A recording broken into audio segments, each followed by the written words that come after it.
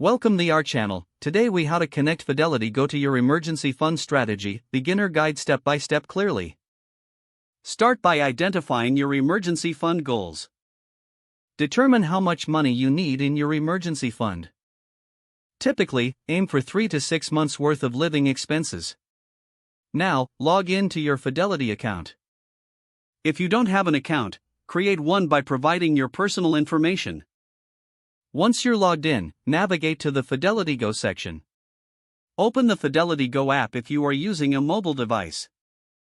Choose the option to set up a new account if prompted. Review the account features and benefits of Fidelity Go. Understand that Fidelity Go is designed for easy investment management. Next, input the amount you want to allocate to your emergency fund. Consider starting with a smaller amount and increasing over time. Select your investment goals within Fidelity Go.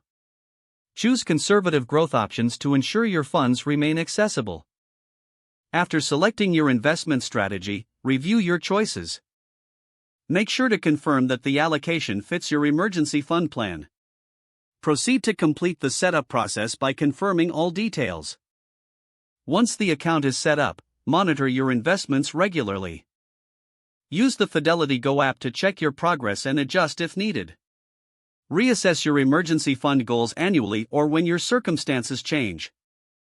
By connecting Fidelity Go to your emergency fund strategy, you enable easier financial management. Stay proactive in ensuring your emergency fund grows over time. Review market conditions that may affect your investments as needed.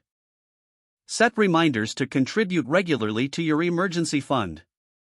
This will help you stay on track with your financial goals. If the page does not load, refresh the browser or try again in a private or incognito window.